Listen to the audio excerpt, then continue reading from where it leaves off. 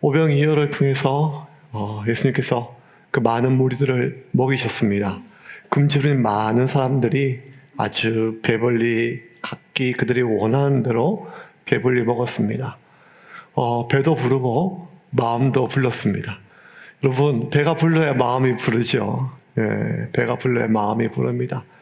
특별히 마음이 많이 부른 사람들이 누군가 하면 제자들이었습니다. 제자들은 나누어 주었죠. 먹은 사람들은 사람들이었습니다. 그런데 제자들이 그 떡과 고기를 먹은 사람들보다 더 마음이 불렀어요. 왜냐하면 그 기적을 직접 눈으로 봤거든요. 이 사람들 다 어디서 먹이지, 어떻게 먹이지 걱정하고 불안했었는데, 그래서 사람들 나누어 주는데, 나누어 줄 때마다 이거 갖고 어떻게 다 나누어 주지, 모자라는데 하는데, 나누어 주는데 모자라지가 않는 거예요. 오히려 12강줄이 넘게 나누어 주면 나누어 줄수록 계속 넘치는 거예요. 그걸 목도한 게 아니라 그걸 자기가 직접 경험했어요. 자기 손을 통해서. 그러니까 얼마나 마음이 불렀을까요?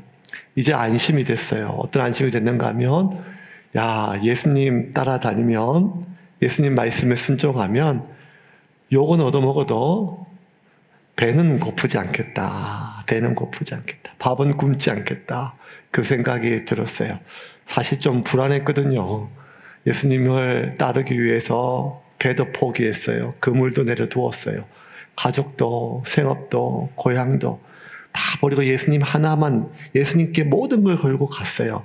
그래도 뭐가 좀 불안할 때가 많거든요. 사람 마음이란 게 일희일비하잖아요. 결혼하고 날 받아놓고도 그 전날까지 이걸 엎어 말어. 아니, 결혼하고 나서도 신혼여행 가서 이걸 엎어 말어 하는 게 사람 마음이잖아요.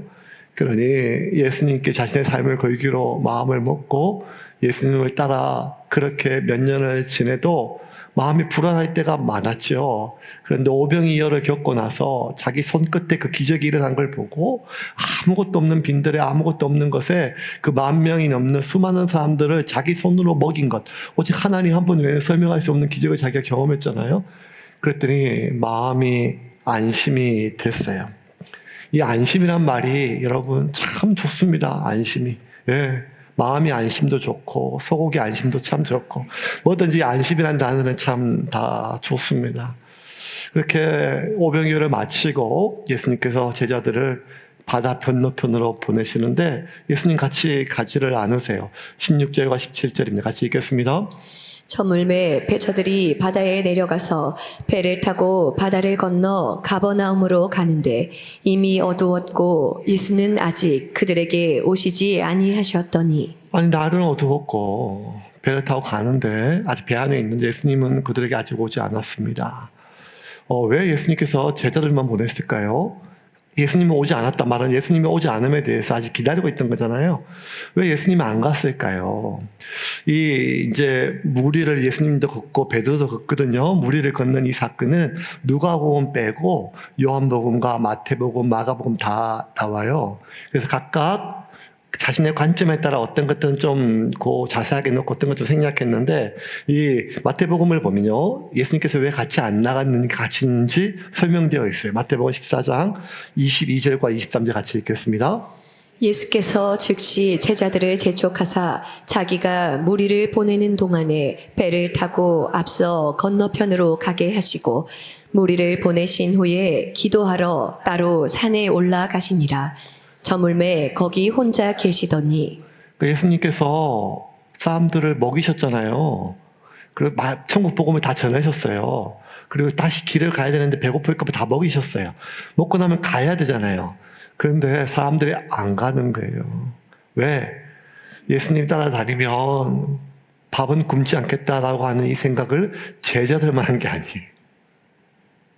그러니 아니 있으면 예수님 기적도 보고 볼거리도 있고 이 심심한데 볼 거 없는 세상에 예수님께서 말씀도 전해주시고 마음도 안심이 되고 배도 안심이 되는데 뭘 집에 가요? 집에 가도 에어컨도 없고 덥기만 한데 그래서 어쨌든 여기 있죠. 그러니까 또 그냥 있는 게 아니라 자꾸 오는 거예요. 예수님, 우리 딸이 팔이 아파요. 우리 아들이 다리가 아파요. 우리 신랑은 머리가 없는 것 같아요. 막 이렇게 생각이 없는 것 같아요. 철이 없어요. 막 온 걸로 막 다 얘기를 해요. 그리고 귀신 들렸어요. 뭐가 다 없어요. 뭐 다 얘기를 뭐 이렇게 하면 이제 다 예수님께 오면 뭐가 많잖아요. 그렇지만 예수님 보실 때 이 사람들이 필요한 거 예수님이 무리가 없어서 목자가 없어서 그렇게 불쌍히 보셨지만 이제 예수님께서 목자 역할을 다 하셨어요. 먹이고 길을 인도하셨거든요. 이렇게 살아라 저렇게 살아라. 근데 그 길을 가야 되는데 안 가는 거예요. 안 가는 거예요. 예. 양떼가 있을 곳은 목자 옆이지만 사실은 목자가 먹을 것을 계속 주는 게 아니라 풀밭에 가야 될 거 아니에요? 풀밭이 있는 땅으로 가라고 했는데 풀밭에 안 가고 계속 목자 옆에만 있으려고 해요. 그러니 예수님은 가라 하고 사람들 안 가고 그러니까 일단 제자들만 먼저 보내셨어요. 그리고 예수님께서 사람들을 다 보내시고 예수님은 기도하러 가셨어요. 그래서 제자들이 이 갈릴리 호수를요, 디베라 바다라 부르기도 하고 갈릴리 호수인데 그 길을 배 타고 이제 반대편으로 가는데 그때 일이 터졌어요. 사고가 터졌어요. 18절 오늘 본문 같이 읽겠습니다. 큰 바람이 불어 파도가 일어나더라. 큰 바람이 일어 파도가 일어나더라. 여러분, 뭐 갈릴리 호수예요. 디베라 바다라고 부르는데 아주 막 흑해처럼 아니면 큰 어떤 막 미국에 있는 오데오처럼 이렇게 큰 호수가 아니에요. 이렇게 그냥 이렇게 좀 보면 건너편에 보일 수도 있는 그런 거리일 수도 있어요. 그런데 왜 바다라고 하는가 하면 바다만큼 파도가 쳐요, 여기가. 예, 민물 담수어인데 그 지형적인 이유 때문에 바람이 아주 세게 불면 우리가 뭐 해운대 LCT 그러면 빌딩풍 있죠. 이런 것처럼. 저도 겨울에 집에서 교회 나올 때 보면 이제 그 아파트 사이사이에 아주 칼바람 부는 데가 있거든요. 그런 것처럼 이 갈릴리 주변에 있는 지형 때문에 아주 강한 돌풍이 불면 파도는 멀리서부터 이제 막 치는 건데 파도가 크면 클수록 이 호수임에도 불구하고 배가 뒤집힐 만큼의 파도가 쳐요. 그러니까 사람들이 실제로 파도만 치는 게 아니라 마치 바다에 풍랑이 있는 것처럼 돌풍이 불고 파도가 치면 배가 뒤집혀서 사람들이 죽었어요. 많이 죽었어요. 그래서 사람들이 이제 디베라 바다라고도 불러요. 그런데 그곳에 지금 바람이 부는데 뭐라고 하면 큰 바람이 불어요. 그러면 큰 바람이 불어도 좀 짧게 불면 바람이 잦으면 괜찮은데 바람이 계속 불잖아요? 그러면 이제 파도가 점점 힘을 받아서 파도가 거세지죠. 위험해졌어요. 배가 뒤집힐 위험한 상황이에요. 일이 터졌어요. 언제? 밤에요. 왜 모든 일은 밤에 터질까요? 왜 이는 꼭 밤에 아플까요? 낮에 아파야 약국에도 가는데. 예수님도 안 계세요. 그러니까 제자들이 불안해졌죠. 바람이 부니까 불안한데 아니라 다를까 파도까지 치니까 배가 흔들리고 하니까 두렵기 시작했어요. 그래서 어쨌든 베드로 가려고 하니까 떠난 게 벌써 많이 왔어요. 베드로 갈 길보다 가야 될 길이 더 가까워요. 가려고 하는데 맞바람이 불어요. 그러니까 돛을 못 펴요. 돛을 펴면 못 가잖아요. 반대니까. 뭘 하는가 하면 노를 져요. 노를 졌는데 맞바람이 부니까 아무리 노를 져도 이게 안 되는 거예요. 안 되는 거예요. 이 맞바람. 와, 이거 참 힘든 게 없어요. 그런데 너무너무 힘들고 어려워졌어요. 고생이 말이 아니에요. 마태복음 14장 24절이에요. 같이 읽겠습니다. 배가 이미 육지에서 술이나 떠나서 바람이 거스름으로 물결로 말미암아 고난을 당하더라. 그 마태는요, 이 사건을 기록하면서 좀 그 제자들이 얼마나 고생했는가의 시각이 좀 있어요. 이 마태복음 유대인들을 독자를 배경으로 썼거든요. 그러니까 같은 동족으로서 이 상황이 갈릴리 호수 뭐 이런 것들 다 이해가 돼요. 그러니까 이게 얼마나 지금 사람들이 힘들고 갈릴리 호수의 돌풍이 또 유명하고 돌풍을 불면 배가 뒤집혀서 많이 죽었는데 맞바람이 부니까 노를 저어 가는데 못 가는 거예요. 그러니까 고생이 말로 다 못하는 거예요. 그러니까 물론 이 배에 뱃사람들이 꽤 많았어요. 12 제자 중에 뱃사람이 많잖아요. 베드로도 있고 베드로 동생 안드레도 있고 야고보도 있고 야고보 동생 요한 다 이 갈릴리 바다의 어부예요. 현직 어부. 그러니까 노젓는 것들은 일상이고 이 파도나 바람 부는 것들은 늘 일상이에요. 왜냐하면 누구보다 바다를 잘 아니까요. 그런데 바다를 아니까 겁이 나는 거예요. 바다를 아니까. 왜냐하면 이렇게 계속 바람이 불면 파도가 더 친다는 거예요. 파도가 더 거세지면 이 배는 못 견딘다는 거예요. 그런데 언제 바람이 잘지를 모르겠어요. 그러니까 겁이 덜컥 나는 거예요. 살 길은 빨리 가야 되는데 아무리 노려져도 못 가요. 못 가요. 아, 이거만큼 힘든 게 어디 있겠어요. 직장도 그래요. 직장도 그래요. 지금 받는 월급으로 살 수가 없어요. 왜냐하면 서울에 집값이 비싸서 대출금 받고 월세 내면 뭐 다 날라가요. 살 수 있는 게 유일한 게 빨리 열심히 일해가지고 승진하는 건데 자꾸 맞바람이 불어요. 앞에서 상사가 이유 없이 계속해서 자꾸 뭐라 얘기를 하고 뒤에서 자꾸 끌어당겨 사람들이 다 끌어당겨요. 이러면 아무리 애를 써도 얼마나 힘들고 어렵겠습니까? 가만히 놔둬도 가기 힘든데 맞바람이 계속 분다니까요. 인생이 그래요. 인생이요.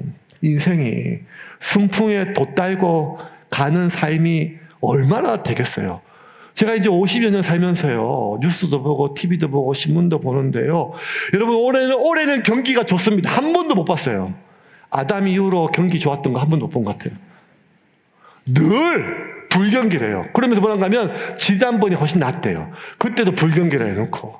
그러니까 여러분 인생이요. 순풍에 돛달고 가는 시기가 없어요. 늘 역풍을 맞고 노져가도 못 간다니까요.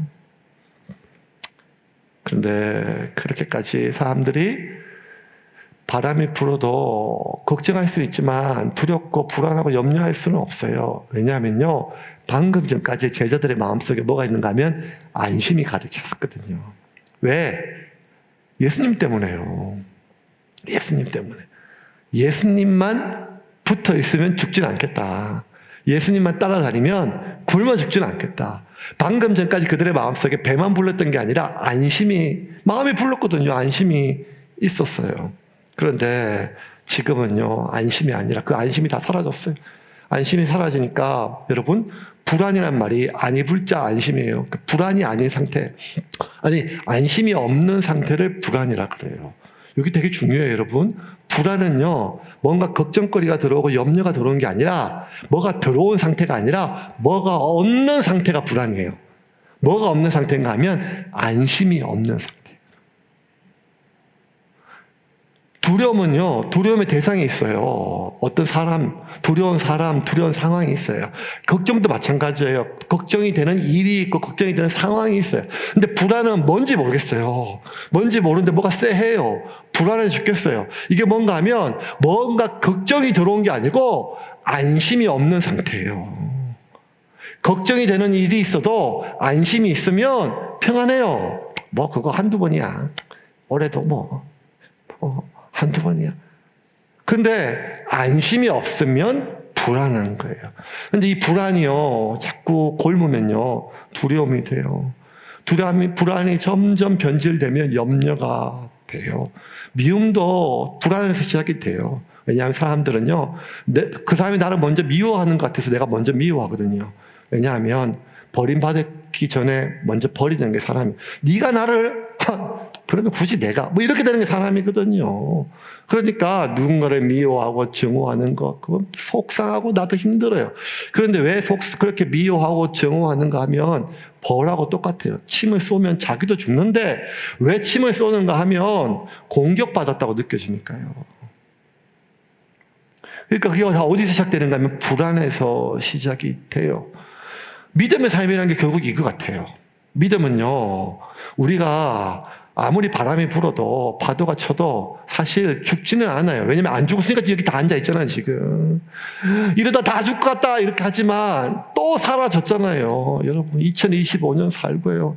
지나온 개척하고 10년 동안 진짜 힘든 일, 어려운 일 많았는데 제일 힘든 게 코로나 때였던 것 같아요. 예배 드릴 때마다 예배도 못 오게 하고 마스크 쓰고. 여러분 기억나잖아요. 예배 드리려면 이름 적고 예배 드렸어요. 지금 생각하니까 이게 뭐였는지. 마스크 안 쓰면, 목사도 마스크 안 쓰면 설교를 못하고, 마스크를 안 써도 발음이 안 좋은데 마스크까지 쓰면 이게 뭐 여러분 알아듣겠어요, 이게. 그런 시기가 있었잖아요. 근데 그 다 지나갔단 말이에요. 근데 우리의 믿음이란 건 이런 거예요. 하나님 있는 걸 믿어요. 하나님 살아계심, 하나님의 능력도. 그런데 죽지는 않았는데 지금 제자들이 살아계신 예수님을 알아요. 믿어요. 그런데 물에 빠져 죽지는 않았는데 지금 불안해서 죽겠어요. 두려움 때문에 죽겠어요. 파도가 치고 바람이요 장난이 아니에요. 결국 우리의 믿음이라는 삶은 무엇인가 하면 우리의 삶에 수많은 바람이 있고 파도가 있는데 그 바람 때문에 아직 내가 숨이 안 끊어졌어요. 죽지도 않았어요. 그 파도 때문에 금방 내 삶의 터전이 다 뒤집힐 것 같아요. 근데 안 뒤집혀 살아요. 그런데 이 불안 때문에 죽겠어요. 아무것도 염려하지 말고 오직 모든 일에 기도와 간구로 너희 구할 것을 하나님께 아뢰라고 했는데 아무것도 염려 안 하기가 어렵다니까요. 왜냐하면 바람 때문에요. 파도 때문에요. 그러니까 믿음은 결국 뭐와의 싸움인가 하면 내 안에 이 불안을 어떻게 하는가. 이 싸움이거든요. 그런데 여러분, 왜 이토록 지금 방금 전까지 안심했던 이 제자들이 왜 이토록 불안할까요? 왜 두려울까요? 바람 때문에 그렇죠. 파도 때문에 그렇죠. 바람만 잦으면, 파도만 잦으면 이 제자들이 두려울 게 뭐가 있겠어요. 뱃사람들인데 왔다 갔다 하는 길인데요. 바람만 잦으면 아무런 걱정이 없어요. 실제로 예수님께서 물 위를 걸어오셔가지고 베드로와 함께 배에 탁 탔을 때 바람이 멎으니까 이 방금 전까지 두려웠고 불안했고 안심이 없던 이 사람들이요 갑자기 하나님 예수님을 향해서 막 경배하기 시작했어요. 마음이 이제 안심이 되는 거예요. 그러니까 여러분 왜 불안하고 왜 두려운가 하면 믿음이 없어서가 아니라 바람 때문이죠. 바람이 자면 괜찮아요. 마태복음 14장 32절 33절 같이 읽겠습니다. 배에 함께 오름에 바람이 그치는지라 배에 있는 사람들이 예수께 절하여 이르되 진실로 하나님의 아들이소로다 하더라. 아니 예수님은 방금 전까지도 하나님의 아들이었어요. 5천 명 먹였으니까요. 그런데 왜 갑자기 예수님 보고 지금 하나님의 아들입니다. 진실로 진짜 하나님이 아는가 하면 그 앞에 바람이 그쳤으니까요. 바람이 그쳤으니까요. 그래서 우리는요 너무 불안하고 두려울 때 나를 불안하고 두렵게 만드는 그 일 때문에 그 바람 때문에 그 파도 때문에 내 삶을 흔드는 그 파도 때문에 하나님께 기도하죠. 하나님 이 바람만 좀 지나가게 해주세요. 이번 바람은 멈추게 해주세요. 이 파도 더 심해지면 이제는 못 견뎌요. 지금 이 배가 이 정도 파도는 못 견뎌요. 뭐 이렇게 계속 하나님께 기도하죠. 그런데 여러분 오늘 하나님께서 이 본문을 통해서 우리에게 주는 첫 번째 메시지는 우리의 안심을 무너뜨리는 것은 바람도 파도도 아니라 의심 때문이라는 거예요. 의심 때문에. 그 의심 때문에 내 삶이 무너진다는 거예요. 물론 큰 바람이 불고 파도가 치면 두렵죠. 당연히 두렵죠. 그래서 두려워하고 있는데 예수님께서 걸어오세요, 물 위를. 아니 밤에 생전 예수님 물 걷는 걸 상상도 못했거든요. 그리고 원래 여러분 이 어촌에는요 미신이 많아서 귀신 얘기가 많거든요. 물에 빠져 죽은 사람들이 많으니까 밤에 파도 치고 바람 부는데 뭐가 물 위를 걸어와요. 얼마나 기겁을 하겠어요. 기겁을 하겠어요. 제가 이제 교회에 혼자 있잖아요. 혼자 있는데 밤에 이제 어떨 때는 뭐 10시도 가고 어떨 때 또 좀 늦으면 11시에 가요. 그래서 개인처럼 잘 있다가 오는데 갑자기 저쪽 뒤에서 뭐가 시커먼 게 뭐가 저를 쳐다봐요. 갑자기 머리가 삐쭉 서요. 저도. 그 놀래가지고 쳐다보지를 못해요.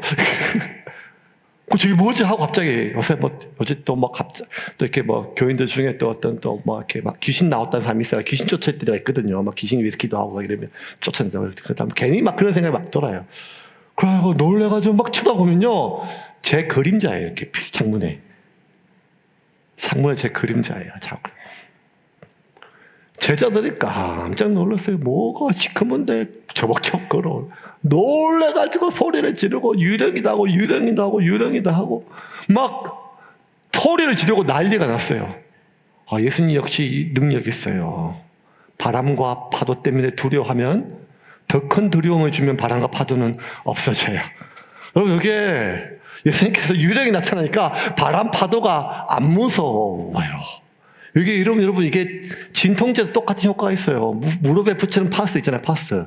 의사들은 알거든요. 이 파스는요, 소염 진통제라 이렇게 하는데, 여러분, 파스가 이 통증의 원인이 되는 이 염증을 잡는 데는 아무 효과가 없대요.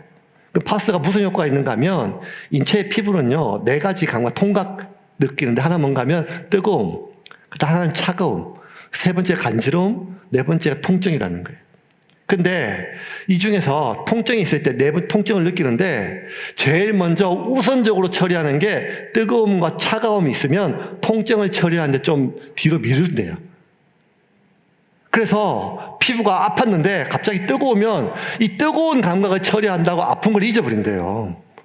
그래서 파스는요, 뭘 하는가 하면 이 피부 깊숙이 있는 염증을 치료하는 게 아니라 뜨겁게 해주는 열감이나 차갑게 해주는 냉감을 줘요. 그러면 뇌가 아픈 것을 잠시 잊어버려요. 뭐만? 뜨거우니까, 차가운 거니까. 이걸 예수님께서 아셨는지 모르는지 모르겠지만 예수님께서 물을 걸어오시니까 제자들이 갑자기 바다하고 파도하고 바람에 대한 두려움 없어지고 소리를 지르고 난리가 났어요. 그러다 예수님께서 나니까 안심하라, 두려워 말라 하니까 이제 안심이 됐어요. 안심이 되니까 베드로가 한술 젖어가지고 예수님 저도 걷게 해주세요. 그랬더니까 예수님께서 온나? 베드로 가요. 걷다가 예수님 앞에 있는데 또 바람이 불고 파도가 치니까 그거 보다가 물에 빠졌잖아요. 이거 우리 다 알잖아요. 그때 물에 빠져 막 헛헛하는 걸 보고 예수님 기도 안 쳐요. 저기 왜 물에 빠지지? 아니, 물에 빠질 수는 있지만 저게 왜 헛헛하지? 왜냐하면 어부가 물에 빠져 죽지는 않잖아요. 저게 왜 갑자기 저렇게 물에 빠져서 죽는 것처럼 소리를 치지? 그러면서 구해주면서 뭐라 하는가 하면 너는 왜 의심이 하느냐? 믿음이 없는 것을 이렇게 말씀하시죠. 마태복음 14장 31절 같이 읽겠습니다. 예수께서 즉시 손을 내밀어 그를 붙잡으시며 이르시되 믿음이 작은 자여 왜 의심하였느냐 하시고. 의심하였느냐. 여기서 중요한 두려움, 불안, 믿음, 안심, 의심의 모든 메커니즘이 정확하게 나와요. 무슨 말인가 하면요, 바람 불잖아요. 파도 치잖아요. 그러면 바람 불어서 두려울 수 있어요. 파도 쳐서 불안할 수 있어요. 그걸 가지고 예수님께서 뭐라 하지는 않았어요. 왜냐하면 두려운 거 어떻게 해요, 우리가. 그런데 여러분, 바람 불어서 죽지는 않는단 말이에요. 파도 쳐서 죽지는 않는다는 거예요. 왜 바람이 불면, 왜 파도가 치면 불안하고 두려운가 하면 이렇게 바람 불다가 이렇게 파도 치다가 결국 배가 뒤집히면 물에 빠져 죽기 때문에 두려움과 불안이 미리 사전으로 위험을 의식하는 거잖아요. 불안과 두려움과 이런 것들은 다 통증이 아니라 이 불안과 내가 정말 두려워하는 상황을 사전적으로 내가 미리 예방하기 위해서 살기 위한 몸부림이거든요.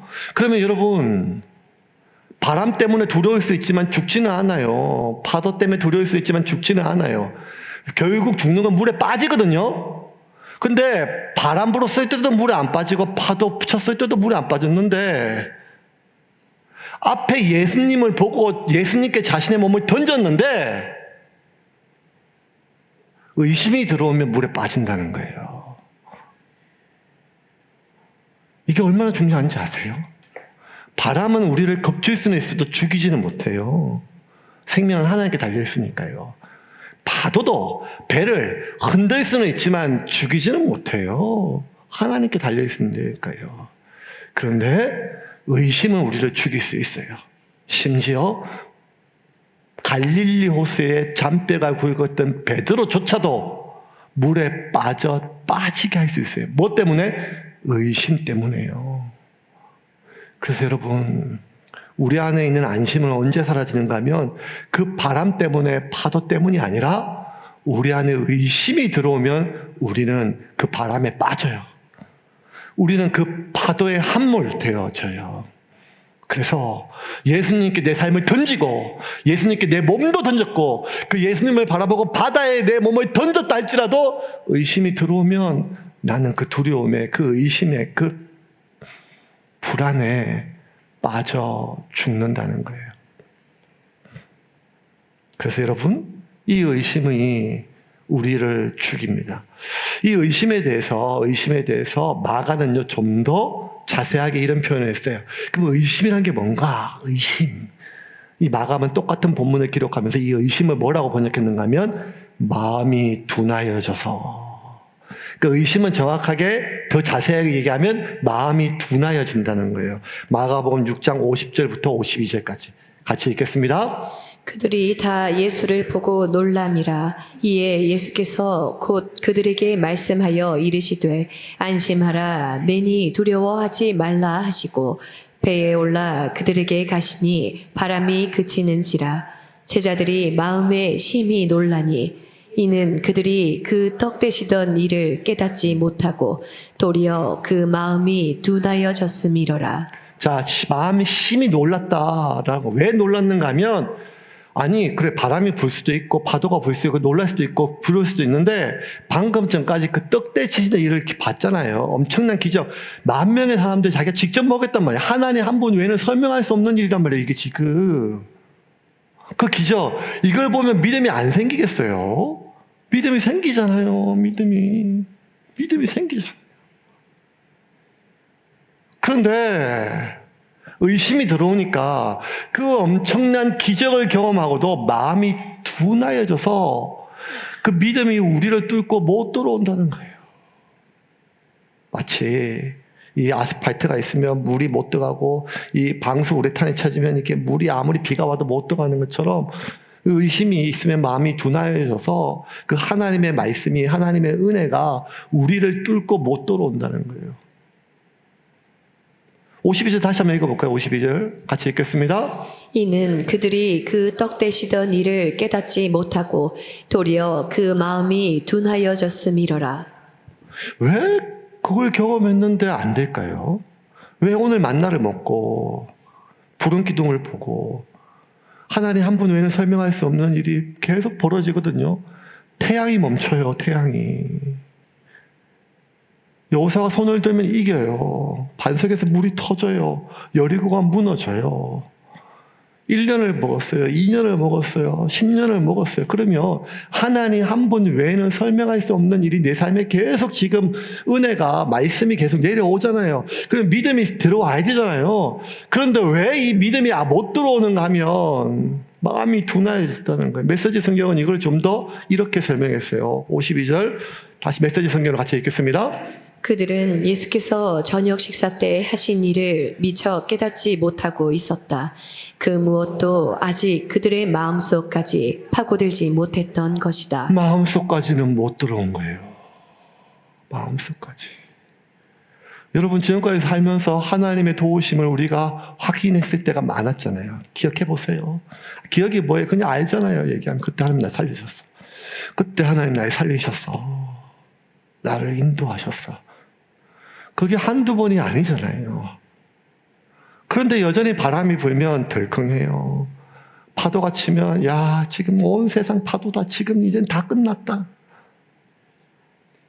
하나님이 우리에게 반복적으로 하나님 한 분 외에는 설명할 수 없는 일들이 우리 삶 가운데 계속 일어나고 왜 우리는 오늘도 말씀을 듣고 은혜를 받고 말씀을 읽고 하나님을 확신하며 기도하고 예배하는데도 불안하고 두려워할까요? 그건 뭔가 하면 그 말씀이 그 은혜가 그 찬양이 우리의 마음을 뚫고 들어오지를 못해요. 왜냐하면 의심이 생기면요. 의심이 그렇게 의심이 강력해요. 의심이 아무것도 능력도 없으면서 뭘 하는가 하면 하나님에 대한 의심은요. 우리의 모든 것을 막아요. 그래서 최초의 사탄이 아담과 하와를 무너뜨릴 때 한 건 뭔가 하면 하나님에 대한 의심, 하나님 말씀에 대한 의심을 조금만 심어 놓으면 그때부터 순식간에 사람 무너지는 것, 그 가정이 무너지는 것. 형제가 형제를 죽이고 부모가 자식을 쫓아내고 자식이 부모를 위협으로 여기고 이 모든 일들이 어디서 시작되는가 하면 의심이 시작이 돼요. 그래서 하나님께서 오늘 우리에게 주시는 첫 번째 메시지는 무엇인가 하면 지금 이 바람 때문에 힘들어요. 온 나라가 힘들고 온 세상이 힘들어요. 파도 때문에 힘들어요. 그런데 주님 말씀하세요. 우리가 바람 때문에 파도 때문에 두려울 수는 있지만 우리가 물에 빠져 죽어가는 것은 의심 때문이라는 거예요. 물론 바람과 파도 때문에 힘겨워요. 그런데 또 하나 우리가 좀 볼 것은 무엇인가 하면 그래도 예수님이 그 배에 같이 탔다면 이렇게 두렵지 않았을 거예요. 왜냐하면 예수님께서 걱정하지 마라. 이 정도 바람, 파도 아무것도 아니다. 갈 거야. 도착할 거야. 예수님께서 괜찮아. 걱정하지 마. 말씀 한마디만 해주면 걱정이 녹죠. 그 정도의 믿음 우리가 있잖아요. 그런데 지금 이 배에 예수님이 없단 말이에요. 우리 인생에 파도가 치고 바람이 불면 그래서 하나님께 간절히 기도할 때 하나님 이번 바람은 힘들어요. 이 파도는 이제는 이게 내 기반이 다 무너져요 라고 할 때 당장 뭐가 바람이 자지도 않고 방상 파도가 멈추지도 않지만 그렇게 기도할 때 하나님께서 내 마음속에 괜찮다. 내가 해결해 줄게 하고 약속 그 한마디만 들리면 내가 지금 너와 함께하고 있다. 그 음성 한마디만 들리면 우리가 왜 물에 빠져요? 왜 그렇게 우리가 불안해하고 두려워 안심하죠? 우리 그 정도는 된단 말이에요. 근데 문제는 예수님이 안 계신다는 거예요, 지금. 이 배. 예수님이 안 보인단 말이에요, 지금. 이 바다에. 예수님이 안 들린다는 거예요, 이 바람 소리에. 광야가 왜 광야인가 하면 물이 없어서 풀이 없어서가 아니라 하나님의 부재가 광야거든요. 기도해도 예배를 드려도 찬양을 해도 옛날같이 그냥 하나님과 연결됐다는 마음이 아니라 내 혼자 고립된 것 같아요. 빈들에 있는 것처럼 느껴져요. 왜요? 예수님이 안 계시니까요.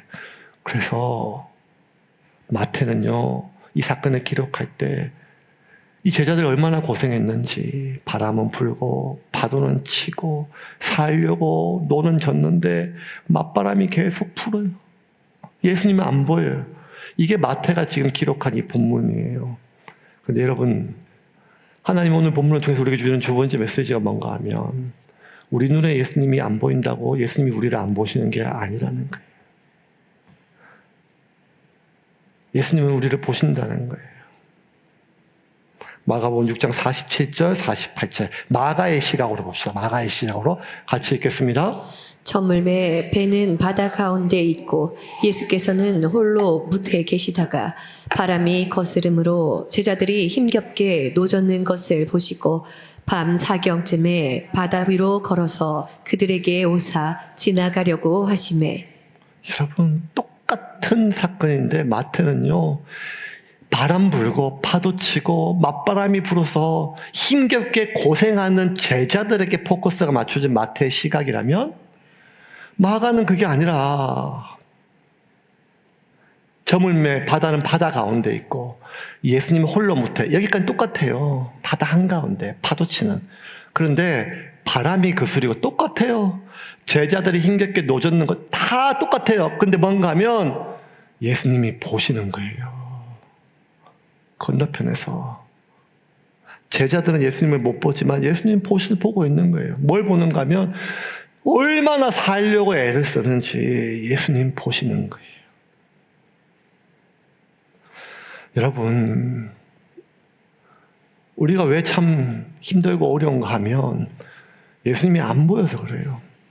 예수님이 나를 안 보시는 것 같아요. 이 상황에 하나님이 안 계세요. 하나님이 계시면 이렇게 부당할 수가 없어요.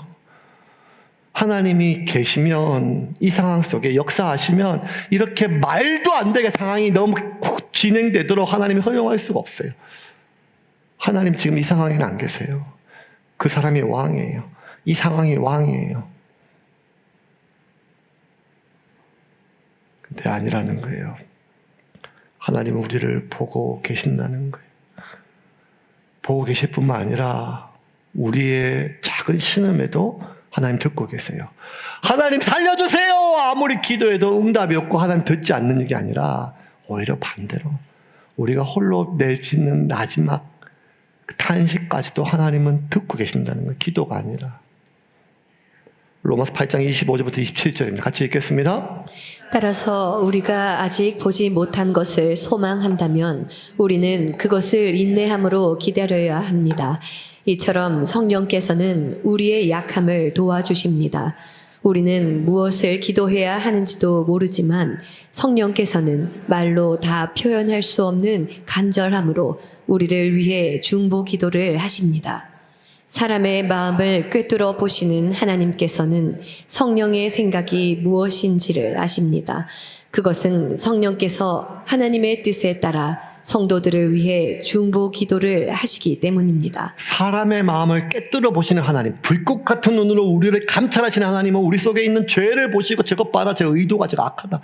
이게 아니라는 거예요. 우리를 꿰뚫어 보시는 분은 하나님은 뭔가 하면 우리가 낙심해서 기도조차 할 수 없을 때, 믿음이 약해졌을 때, 바람 때문에 불안해서 파도 때문에 두려워서 낙심하고 하나님을 부정하는 것은 알지만 믿음이 약해져서 도저히 이 상황 속에 빠져나갈 수 없을 때 기도조차 하지 못해서 그냥 혼자 탄식하고 있을 때 혼자 그냥 신음소리, 한숨소리조차 하나님 들으신다는 거예요. 지켜보시고 힘겹게 노젓는 것을 지켜보시고 살려고 몸부림을 지켜보시고 우리의 신음소리 들을 뿐만 아니라 그걸 보고 들으시고 분명히 먼저 보내신 이유가 있거든요. 우리 안에 있는 의심을 우리가 발견하게 하기 위해서. 그런데 그럼에도 불구하고 그걸 보다가 못 견디셔서 예수님 달려오세요. 무리를. 요한복음 오늘 본문 19절입니다. 6장 19절 같이 읽겠습니다. 제자들이 노를 저어 10여리쯤 가다가 예수께서 바다 위로 걸어 배에 가까이 오심을 보고 두려워하거늘. 아무리 봐도 이거는 예수님 좀 오바예요. 왜냐하면 걱정이 되면 먼저 음성을 먼저 보냈어야 됐어요. 괜찮다 위에서 할 때, 파도가 칠 때 휘잉 부를 때 괜찮다, 이게 맞죠. 그게 순서가 우리가 바다에 뛰어들 때도 준비운동하고 찬물을 이렇게 하고 들어가잖아요. 바람 불고 파도 치고 밤이고 죽겠어. 안 그래도 무서워 죽겠는데 갑자기 무리를 저벅저벅 오면 안 그래도 두려워 죽겠는데 심장마비가 다 죽을 뻔했어요. 다. 왜냐하면 본문을 보니까요, 제자들이 소리를 지르고 막 이랬어요. 무서워가지고 소리를 지르고. 예수님께서 좀 무리하셨어요. 아니, 왜 이렇게 무리를 하셨죠? 그냥 단계가 있는데, 예수님 못 견디신 거예요, 그걸 보고. 마가복음 6장 48절 같이 읽겠습니다. 바람이 거스름으로 제자들이 힘겹게 노젓는 것을 보시고 밤 사경쯤에 바다 위로 걸어서 그들에게 오사 지나가려고 하시매. 그것을 보시다가 못 견디신 거예요. 저렇게 힘겨워하는 걸. 무리를 보시고 목자 없는 양 같아서 불쌍히 여기서 창자가 끊어진 듯한 아픔이 있는 것처럼 저것도 저렇게 믿음이 없어가지고 어떡하냐 이렇게 하시는 게 아니라 예수님께서 달려오셨어요. 그 밤에. 말씀을 정리하겠습니다. 이번 주에 제가 밤잠을 좀 설쳤어요. 더워서 그런 게 아니라 이놈의 하민이 때문에. 제 큰딸 하민인데 그 이름 때문에 월요일날 목사가 좀 릴렉스 하잖아요. 지난주 수요일날 이제 설교하고 지난주 주일날 설교 이제 월요일날 좀 릴렉스 하는데 새벽 4시부터 뭐가 카톡 오는 거예요. 제가 이제 밤중에 급하게 전화 오는데 혹시도 모르니까 항상 무음을 못 해놓거든요. 새벽 4시에 뭐 카톡 하니까 자다가 벌떡 깨서 봤어요. 봤더니만 캐나다에 있는 어떤 자매가 지 아들 사진이 이쁘다고 보내는 거예요. 그건 캐나다 낮이니까. 애가 안 생겨가지고 한국까지 와서 제가 얼마나 기도해 주는지 몰라요. 그러면서 제가 막 카톡 보내요. 애가 이쁘겠죠. 40이 넘어서 애를 낳았으니 얼마나 이쁘겠어요. 저도 보니까 이쁜데 아무리 이뻐도 월요일날 새벽 4시에는요. 이게 뭐 지 혼자 보지 이걸 왜 나한테 그러고 잠을 자려고 하는데 계속 보내는 거예요. 카톡. 묶어서 한 번에 보내면 되는데 한 장씩 계속 보내는 이게 미쳤나. 새벽 4시. 아주 돌아삐어요. 그래서 마지막에 다 뭐라 달았어요. 그 멘트를 뭐라 달았는가 하면 목사님의 기도로 낳은 하민이 이쁘죠. 이름을 또 제가 기도했다고 이름을 제 딸하고 똑같이 하민이로 지었어요. 그래서 이쁘죠 하고 이렇게 보냈어요. 그래서 제가 짜증나서 답도 안 했어요. 지는 참 지눈에 이쁘지 내가. 봄에 제가 이뻐요. 되게 이뻐고 얼마나 큰지 궁금하기도 한데 새벽 4시 이건 아니죠. 그래서 중간에 낮에 전화 왔길래 야 새벽 5시에 4시에 너 사진을 보내냐니까 목사님 무음으로 안 해놨어요? 나는 무음으로 못해. 밤중이라도 누가 전화 오면 가야 돼. 그러니까 그럴 때는 하민이 때문에 좀 그렇었는데 화요일인가 수요일인가 이제 하민이 이제 서울에서 이제 딸이 대학 졸업하고 이제 또 서울에 있겠다고 해서 집을 하나 얻어주려고 갔는데 서울 집값이 비싸잖아요. 월세도 보증금도 그렇고 뭐 집도 그런데 뭘 좀 알아보려고 가서 또 마지막 뭐 계약하려고 갔는데 뭐 제 형편은 어쨌든 뭐 또 융자도 좀 받고 해가지고 보증금 좀 마련해서 뭐 하려고 하는데 집이 뭐가 딸한테 줄 수 있는 그냥 좋은 집 주고 싶은데 그게 안 되는 거예요. 변두리에 그것도 어찌 막 어두컴컴한 골목에 빌라에 뭐 이렇게 하니까 그 돈에 맞춰서 해야 되니까 그래가지고 어쨌든 뭐 계약하고 뭐 이렇게 하고 왔는데 이제 집에 이제 내려오는데 서울 내려오는데 이제 막 마음이 또 불편한 거예요. 왜냐면 기숙사에 있을 때는 마음이 좀 편했거든요. 안전하잖아요. 그리고 같이 있고 하니까 이제 혼자 딸내미가 있는데 무슨 빌라고 방범책도 없고 골목도 있고 또 동네도 좀 한적하고 뭐 이런 것들이 온갖 마음이 쓰이는 거예요. 아빠로서. 그래서 수요일날 이사를 했는데 그리고 계속 걱정이 되는 마음은 계속 그거가 있어요. 근데 목요일날 저녁에 11시 40분쯤 전화가 막 울려요. 그런 거 긴급 전화가 제가 뻘떡이 나거든요. 놀래가지고 또 받았더니만 또 하민이 다른 하민이에요. 이건 이제 제 딸 하민, 남의 딸이 아니라. 놀래가지고 밤에 또 11시 40분 전화 잘 안 하고 엄마하고 카톡 하죠. 하민아 왜 무슨 일이야? 그러니까 얘가 더 놀래가지고 아빠 하면서 하는데 놀래가지고 무슨 일이야 하니까 하민이가 뭐란가 하면 아빠 집이 너무 좋아. 그런 거예요. 이번 주에 이 두 하민이 때문에 하민이라는 이름이 하나님의 백성인데 하나님의 백성이 아니라 진짜 딴 백성 같아요. 이것들이. 근데 갑자기 이렇게 뭐 화가 나는 게 아니라 집이 좋아? 그 좋더라고요. 미안하더라고요. 미안했잖아요. 집이 좋아? 집이 좋지. 아빠 미안해. 뭐 이렇게 하고. 아빠 집이 좋아. 그러니까 잘 자. 그러는 거예요. 했어야 되죠. 집이 좋다니까. 마음이 안심이 되는데 전화를 끊고도 여전히 불안한 게 있죠. 내 몸은 부산이지만 마음은 딱 그거가 있어요. 왜냐하면 제 딸이니까요. 제 딸이니까. 제가 기도해서 이상의 세상에 떼어놨던 딸, 캐나다에 있는 하민이는 이쁘지만 제 딸은 아니니까, 제 아들은 아니니까, 그것도 남의 좀 바다 건너 상황이 하지만 제 딸이니까. 전화를 받는 그 순간, 밤중이라도, 새벽이라도, 어디라도 제가 달려가려고 하죠. 왠 제 딸이니까요. 하나님이 우리를요, 자녀 삼아 주셨어요. 종 삼아 주시지 않고. 자녀 삼아 줬단 말이에요. 자녀. 아들 삼아 주, 딸 삼아 주셔. 우리를 일꾼 만들려고 그러는 거 아니에요. 일꾼을 만들기 위해서 자기 또 다른 자식, 멀쩡한 자식을 죽이는 부모는 없어요. 우리를 자녀 삼아 줬다니까. 그게 상징이 아니라 실제 하나님의 자녀란 말이에요. 그러면 여러분 아시잖아요. 몸은 떨어져도 마음은 크게 가 있어요. 그래서 하나님 오늘 이 본문을 통해서 우리에게 말씀하세요. 안심하라. 네가 불 가운데 지난다 할지라도 불이 너를 해하지 못하고 두려워 말라. 놀라지 말라. 나는 너의 하나님이라. 내가 너와 함께함이라. 강물이 너를 삼키지 못할 것이다. 불이 너를 태우지 못할 것이라. 나는 내 하나님이라. 나는 네 이름을 내 손바닥에 새겼고 내가 너와 함께한다. 그러니 하나님 우리 보고 믿으라는 말보다 두려워 말라는 말씀을 더 많이 하셨어요. 왜? 사탄은 우리의 마음에 늘 의심을 집어넣기 때문입니다. 2025년 8월을 시작하는 첫 주입니다.